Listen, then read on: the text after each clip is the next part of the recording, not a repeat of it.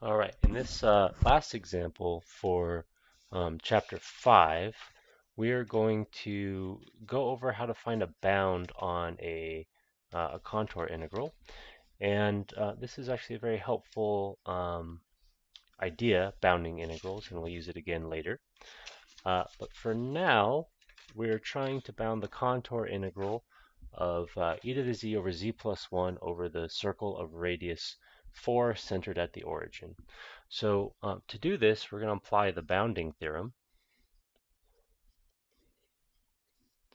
And the bounding theorem tells us that if our modulus is bounded, so if the modulus of our function is bounded, then the integral over c of f of z dz is bounded, and it's bounded by the bound on M times L, where L is the length of C.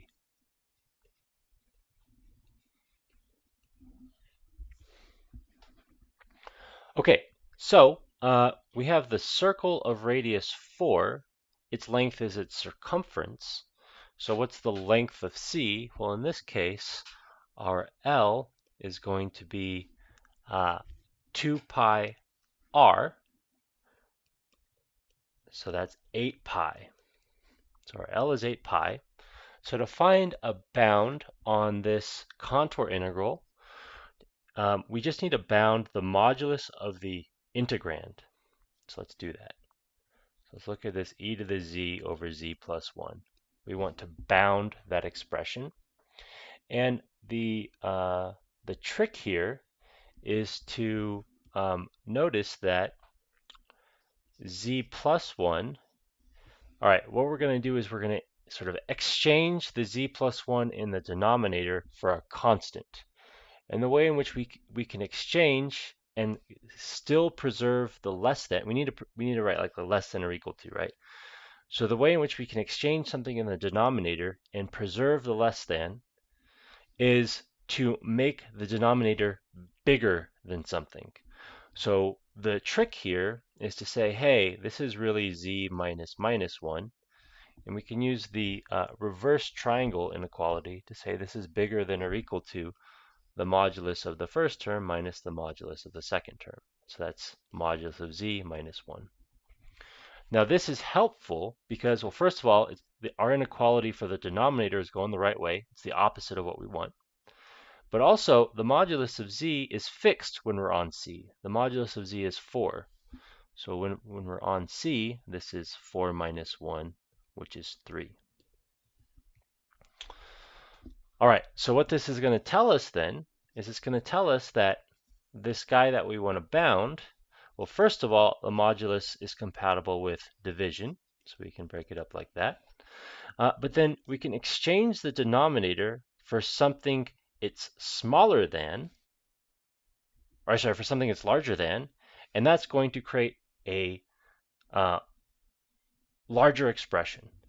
So we're going to exchange that for that 3, and because we're looking at the reciprocals, right, this is saying 1 over z plus 1 less than or equal to 1/3. If we take the reciprocal of both sides, we get that expression.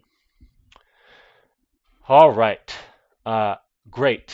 Now we have to look at the modulus of e to the z, and if we write z as x plus iy, the modulus of e to the z we've computed in the past. It's just e to the real part. So we have to know that when e to the x is the largest. So when is e to the x the largest? It's when x is the largest. So if we're on the circle, let me draw the circle over here real quick.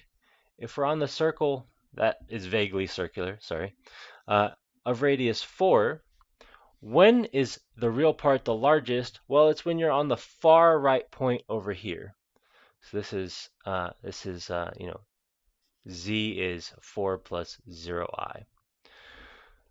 So e to the x, whatever points we pick on the circle, e to the x is the largest at the far right point. So in terms of the bounding theorem, this is our M. We now have just a constant. There's no variables involved. It's just a fixed number. That's our m. So let's look at the bounding theorem. It says that the modulus of the contour integral is less than or equal to m times L. L is 8 pi. M is e to the fourth over 3. So this tells us then the integral over c f of, let me write out the actual function. E to the z over z plus 1 dz in size is less than or equal to m times L.